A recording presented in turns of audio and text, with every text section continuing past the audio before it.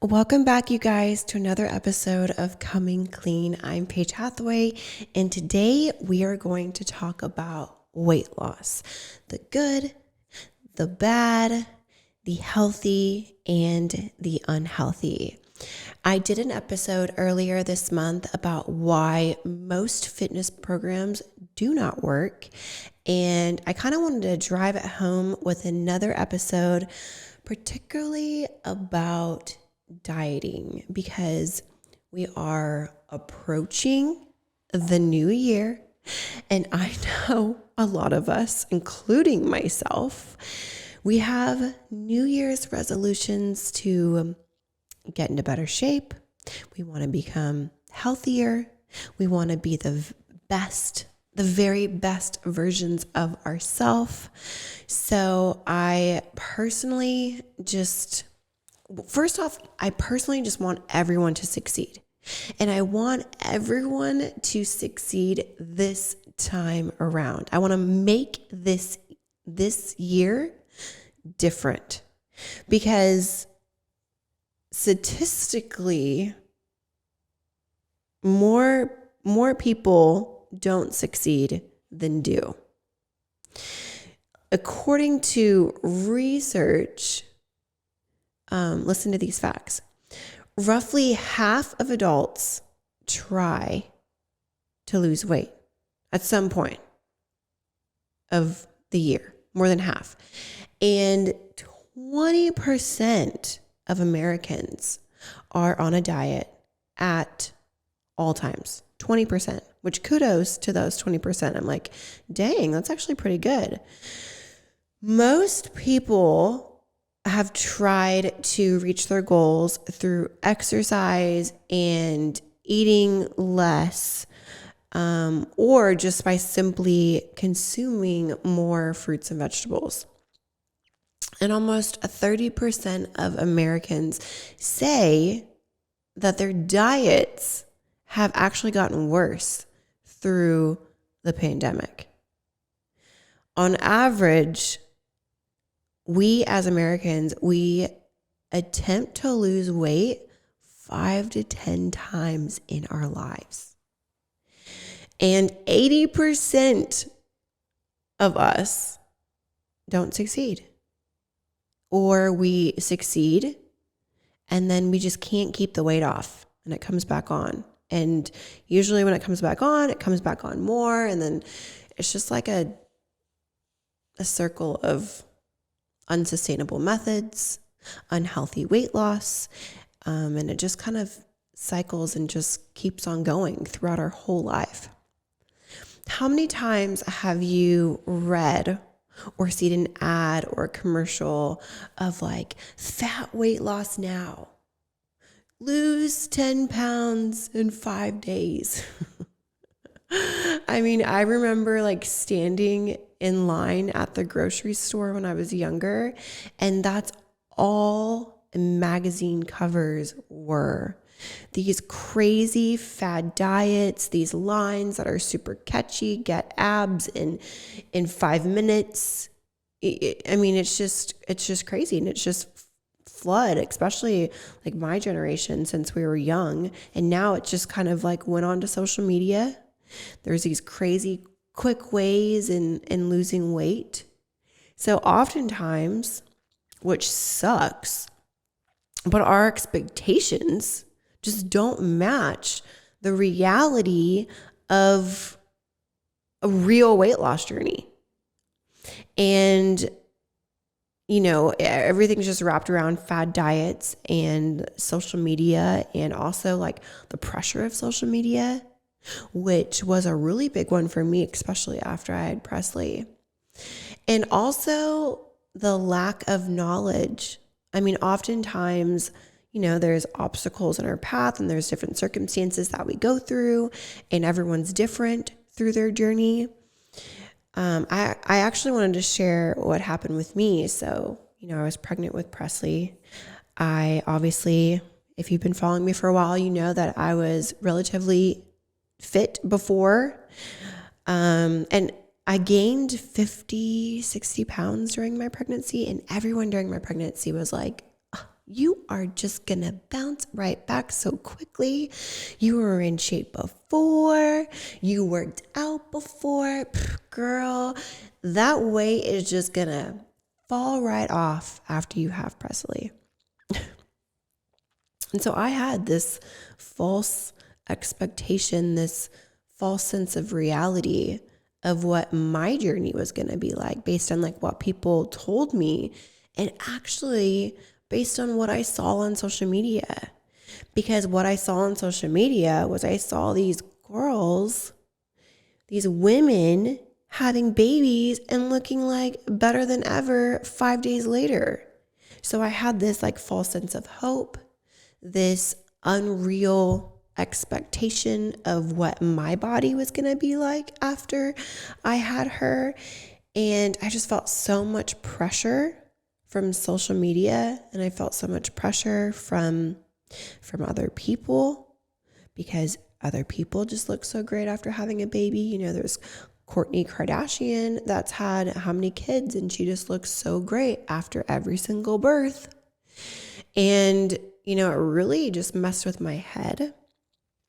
And not only is it unhealthy, but my journey wasn't what the painting in my head seemed like it was going to be. And if it wasn't for my knowledge in the health and wellness space, I probably would have just given up, or I even would have turned to a more unhealthy way going about achieving my goals or getting back to my, post-baby body.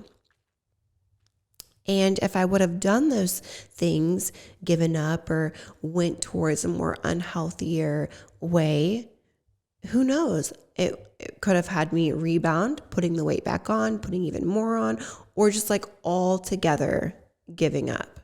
So, Paige, what do you mean when you say healthy or an unhealthy weight loss? Well, for one, a healthy weight loss is a sustainable, safe weight loss that it doesn't deprive you from your necessary nutrients, and it doesn't push your body to any like crazy extremes.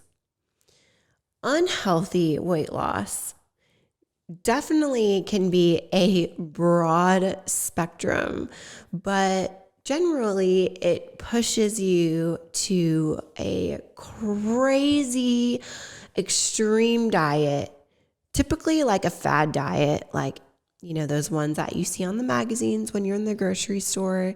And it really just deprives you of a lot of things that your body needs, honestly, in order for you to drop the weight quickly in a more healthy way. Unhealthy weight loss is, oh my gosh, it's just so dangerous. And it's obviously not practical. It typically causes people to yo-yo diet, where you're seeing their weight drop and then gain and then drop. And it just badly affects your body in the process, where, oh my gosh, I've seen so many different things where sometimes your body ends up being sensitive to foods because you've deprived your body from that food for so long, and now you eat a carb and it just affects you in a way that it never has before. So there's just so many different ways across the board that it's just super unhealthy. In general, losing a lot of weight so fast also could just mean that you are losing a lot of muscle in the process, not just fat. So obviously you're going to lose weight because muscle weighs more than fat, but you're ending up just losing weight at such a rapid pace that you're not just losing fat, you're losing muscle too. So slow, sustained weight loss, it targets fat stores. So it's, it helps your body adjust accordingly. Also with skin elasticity. If slow weight gain is better for that as well. So if that's something that you're taking consideration, think about that before you do this crazy fad diet that is promising you the world in, 10 days. Depriving your body of essential nutrients, it results in, oh my gosh, just so many negative effects on your body. So don't even think about your weight loss, because you can be skinny and you can not be healthy. I was there once. But it can compromise your immune system. It can slow down your metabolism. It can literally make your hair and your nails weaker and brittle. It decreases your energy and it makes you feel just like fatigued and just blah. It weakens your bones. It just puts you in like a hormonal imbalance. It can cause severe hydration. I mean, the list goes on and on and on. And I have seen this happen so many times because I've trained people now for almost a decade. And it is just so sad to see people go through this because they just want to lose weight so badly. And they just go through the most extreme measures. And it's so unhealthy. And they battle with this ultimately their entire lives. There are so many options when it comes to, just going down the rabbit hole of unhealthy diets. I mean, there's just so many things. But at the end of the day, it is important to remember that the number on the scale is not the thing that you need to focus on. It is nutrition. Your nutrition is key. It's going to help reduce the risk of some diseases. It's going to improve your ability to fight off illnesses, which right now with everything that's going on in the world, that is just hugely needed across the board. And it's the foods that you put into your body, the nutrients, the dense nutrients that you get from eating amazing foods. So there's so much beyond the number on the scale. BMI is a way we can measure. It was actually created in the early 1800s by a mathematician who created it to help the government allocate resources. It ignores weight size, which is a more accurate indicator of obesity, and it does not account for frame size, activity level, or body type. This is actually because it was created using a formula that assumes that we are or were two-dimensional. It was not created to be used on people that were short, and it was not created to be used on people that were tall. In fact, it actually works best, and this is kind of a stretch, but it works best for men between 5'5" and 5'9", because at the time, the average height of a man was 5'8", which makes sense of why it's, 5'5" and 5'9". But unfortunately, we, do not live the same lives we did over 200 years ago. And our life expectancy is longer. Our diet is completely different. Our general lifestyles from 200 years ago are, also very wildly from when this was created. For example, most women nowadays, we don't grow up in a corset anymore, which causes malnutrition and a slew of health issues for most. Although I do remember like 8 years ago or something. Was that 8 years ago? And like the corset thing was like, you see those girls that were wearing like the corsets and stuff, although that did come back. That was a trend for a while, but I definitely don't recommend it long term because they grew up wearing that their whole lives. But we'll say estimated that BMI is incorrect for 75 million Americans. So using fat and muscle percentages is a much, much, much better measurement. It is more expensive to do, but if, you're looking at weight loss as a goal, it's something that you could invest in. Healthy weight loss is a long-term commitment, and it applies to your overall health. A good approach is to make a commitment change to your lifestyle. And that just includes simply changing your diet, exercising more often than not, and just making healthier decisions, making health a priority. Making small commitments and gradual changes will be so much more sustainable in the long run, and you'll be so much more successful with your weight loss journey. Some tips that I want to share with you guys on weight loss management are, first off, if you just do not know where to start, like you are just, I don't even know what foods to eat, how much to eat, what to do in the gym. I don't even have a gym. I'm going to work out at home, yada, yada, yada. Seek professional help. Like find a credible trainer or a dietitian or whatever it is that your goal is and the things that you want to achieve with your fitness goals, and have them help you develop a healthy eating plan, a plan to work out. This is just the simplest way to start, but you can just learn so much from someone if you don't know where to start. And just make sure you educate yourself on what healthy eating looks like for you and for your fitness goals. It can vary so much depending on what your goals are, what your health issues are, what your allergies are, how active you are or plan to be. I mean, it just goes down the line for so many different things.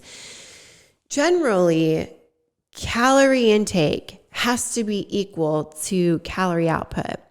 A deficient will help you lose weight, and a surplus in your calories will likely lead you to gain weight. So depending on your activity level, depending on what your goal is, maybe you want to gain weight.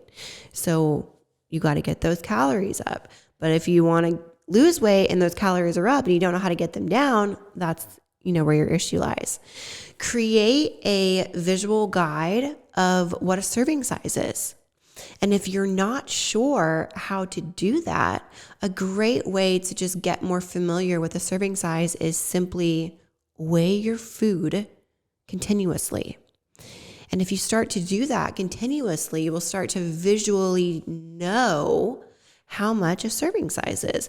And then if you do that continuously and you do that so often, then guess what? You're going to know without weighing yourself or weighing your food eventually, and you're not going to need to weigh your food anymore, and you're going to visually know what your serving size looks like. Also, what does your current diet look like? Where are the areas that you want to improve the most? What do you eat? Why do you eat it? When do you eat? I mean, there's just so many things. And again, if you don't know these things, hiring a professional can be very beneficial. Another thing I just want to say along your journey is just be kind to yourself. Be kind to yourself. Be kind to yourself. Be kind to yourself. Be careful what you say to yourself or what you think about yourself along your journey, because you are your thoughts, and you are always listening to yourself. You have probably been criticizing yourself for years. For years. Look how far it got you. It obviously hasn't worked out. So I encourage you through your journey, try applauding for yourself and see what happens. And always, always, always remember that building new habits take time. Health is a daily practice. It's not a 30-day diet.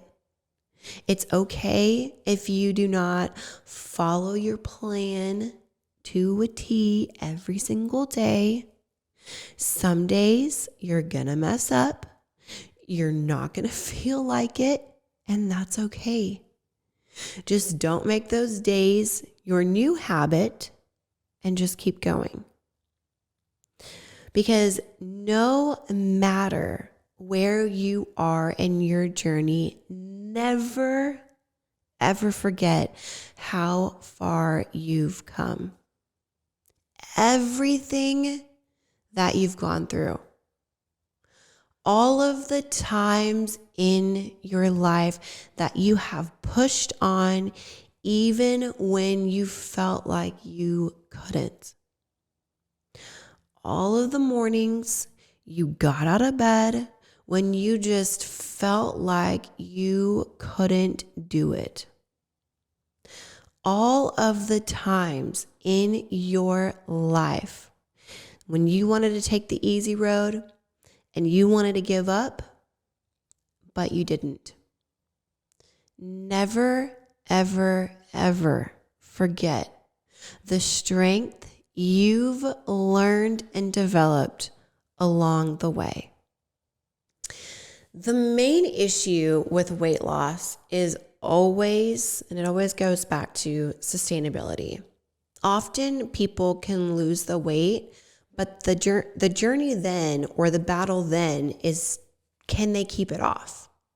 And that's sometimes where, it becomes a little bit harder.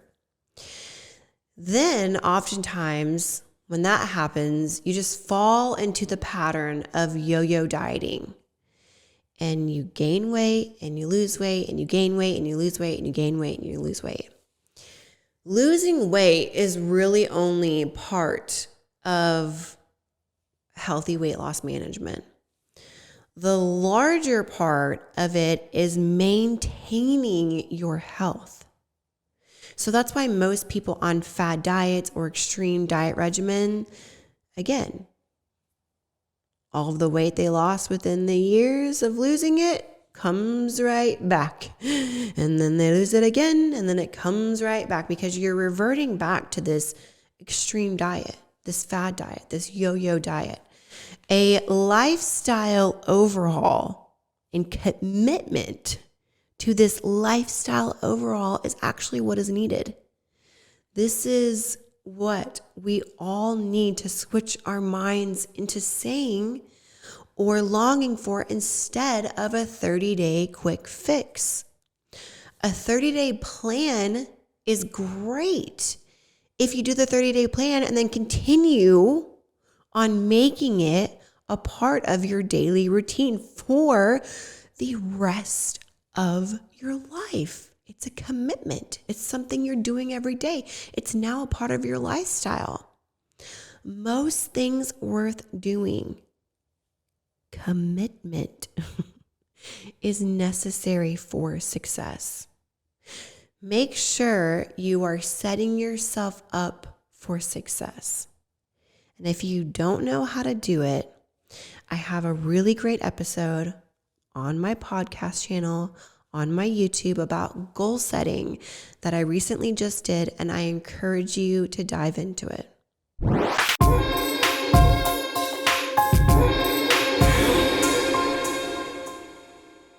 The 5 things that I'm going to quickly run through for this episode are my 5 tips for finding a healthy weight loss program so you are set up for success this time around, because we want to be successful this time around. Number one is get to know your body. What is your body telling you? What works for you? What have you done in the past that didn't work for you? If you don't know what works for you, you might know what doesn't work for you, and write that down and do the opposite. How do you feel? What do you feel is possible for you? Answer those questions. I highly suggest you write them down and just take a minute for yourself. Number two is understand what is healthy for you, because everybody is different. What do you need? Focus on how you can meet your needs in a healthy way. This might mean that your general diet plan will not work for you.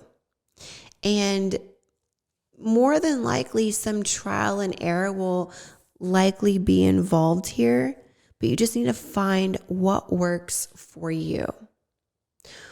What measurements work for you?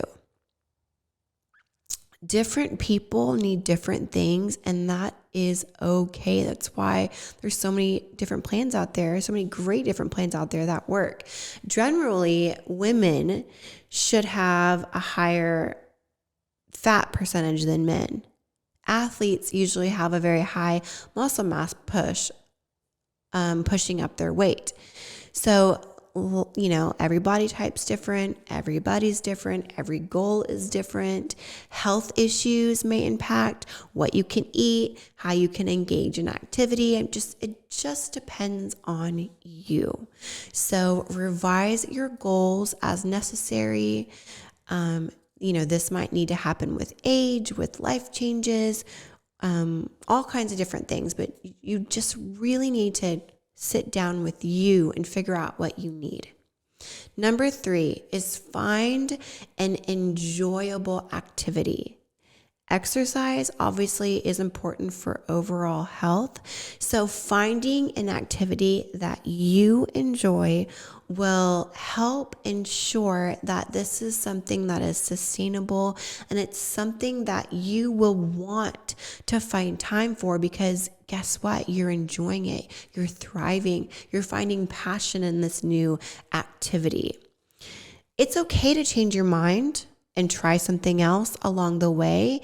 In fact, I feel like it is a great idea to try many things along the way to find out what makes you the happiest and what is going to be something that's easy for you to keep longevity in. Number 4 is get help that you need. We don't know everything. And we can all get swept away with those wild theories and those unsustainable promises that we see on social media or the headlines of magazines. So if you find that your head is spinning and you're not having much luck reaching your wellness goals, seek out, like I said, to a professional trainer, a dietitian, someone who can help point you in the right direction. And last but not least, number 5 is slow and steady.